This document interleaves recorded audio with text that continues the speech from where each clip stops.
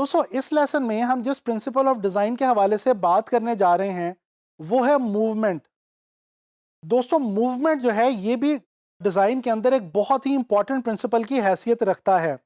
अच्छा, इससे पहले कि मैं आपको मूवमेंट के हवाले से गाइड करूं, मैं आपको एक छोटा सा कॉन्सेप्ट बताना चाहूँगा जिसको हम कहते हैं आई ट्रैवलिंग।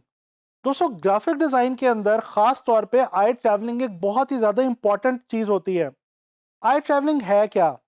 बेसिकली जब भी आप किसी भी विजुअल को देखते हैं, वो चाहे कोई पेंटिंग हो, कोई फोटोग्राफ हो या कोई डिज़ाइन हो, आपकी जो आंख है यानी आपकी जो आई है वो अनइंटेंशनली किसी एक खास डायरेक्शन से उस कैनवस में एंटर होती है, फिर उसमें किसी खास डायरेक्शन में मूव करती हुई एक खास इलाके से, किसी एक खास जगह से आउट हो जाती है, उस कैनवस से बाहर निकल जाती है।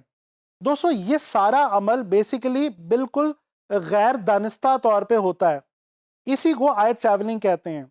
अच्छा, मूवमेंट का जो प्रिंसिपल है इसका आई ट्रैवलिंग से बहुत ज़्यादा गहरा ताल्लुक है। बेसिकली हम जब भी अपने डिज़ाइन एलिमेंट्स अपने डिज़ाइन के अंदर कुछ इस तरह से प्लेस करते हैं कि देखने वाले की आंख किसी एक ख़ास जगह से एंटर हो और फिर एक ख़ास डायरेक्शन में मूव करती हुई किसी ख़ास जगह से बाहर निकल जाए, तो बेसिकली हम प्रिंसिपल ऑफ मूवमेंट जो है वो अपने डिज़ाइन में अप्लाई कर रहे होते हैं। मूवमेंट का जो प्रिंसिपल है ये हमारे डिज़ाइंस को इंटरेस्टिंग बनाने में हमारी बहुत ज़्यादा मदद देता है।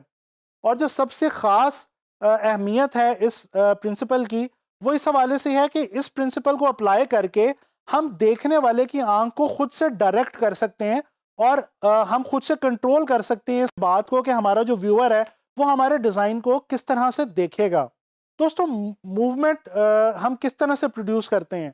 हम बेसिकली अपने डिफरेंट डिज़ाइन एलिमेंट्स जैसे कि shapes, line, colours, textures, forms वगैरह, ये तमाम चीज़ें हम कुछ इस तरह से प्लेस करते हैं अपने डिज़ाइन के अंदर कि जो मूवमेंट है वो हमारे डिज़ाइन के अंदर प्रोड्यूस हो जाती है।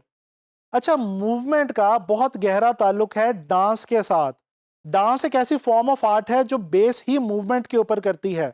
जब कोई डांसर डांस कर रहा होता है तो अपनी मूवमेंट्स की मदद से ही वो एक्सप्रेस कर रहा होता है अपनी बॉडी मूवमेंट से जो भी वो बताना चाह रहा है या जिस तरह से भी वो एक्सप्रेस करना चाह रहा है। ये एक विजुअल अगर आप देखें तो आपको पता चल जाएगा, इस विजुअल में एक ही फिगर है और उसको डिफरेंट एंगल्स के थ्रू डांस करते हुए दिखाया गया है, मूवमेंट के अंदर दिखाया गया है और मल्टीपल टाइम्स मूवमेंट है उस एक ही सिंगुलर जो विजुअल है या वो जो बॉडी है उसकी। तो इस विजुअल के थ्रू आपको मूवमेंट जो है वो बड़े आसानी से समझ आ सकती है।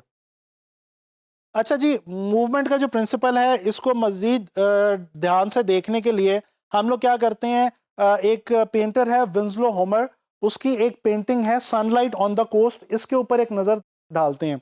दोस्तों इस पेंटिंग के अंदर अगर आप गौर करें तो जो वेव्स हैं पानी की वो एक ख़ास किस्म की मूवमेंट पैदा कर रही हैं और ये मूवमेंट किस तरह से पैदा हो रही हैं ये ज़रा थोड़ा सा गौर से देखते हैं।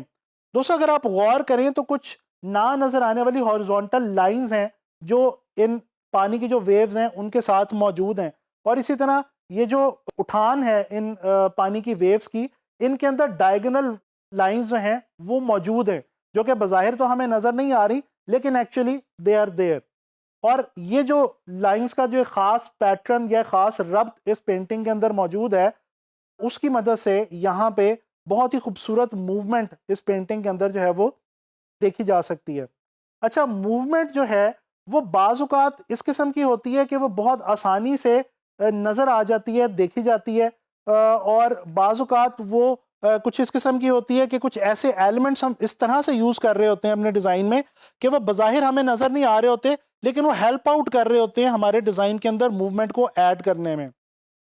अच्छा जी, ग्राफ़िक डिज़ाइन के हवाले से स्पेसिफ़िकली बात करते हैं मूवमेंट की। दोस्तों इस पोस्टर के ऊपर एक नज़र डालें। इस पोस्टर के ऊपर आप अगर गौर करें तो आपको पता चलेगा कि ट्रायंगुलर शेप्स को इस तरह से खूबसूरती से इस्तेमाल किया गया है एक ख़ास डायरेक्शन के अंदर कि इस पोस्टर को देखते साथ ही आपकी जो आंख है वो उसी डायरेक्शन में मूव करती है जिस डायरेक्शन में वो जो ट्रायंगुलर शेप्स हैं वो यहाँ पे इस पोस्टर में अरेंज की गई हैं या प्लेस की गई हैं। एक और एग्जांपल देखते हैं ये ब्रोशर के हवाले से।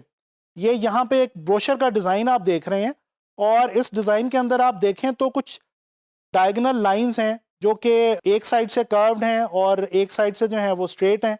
तो ये जो कर्वी लीनियर डायगोनल लाइंस हैं, इनकी मदद से अगर आप गौर करें तो इस ब्रोशर के अंदर बहुत ही खूबसूरत किस्म की मूवमेंट जो है वो ऐड की गई है।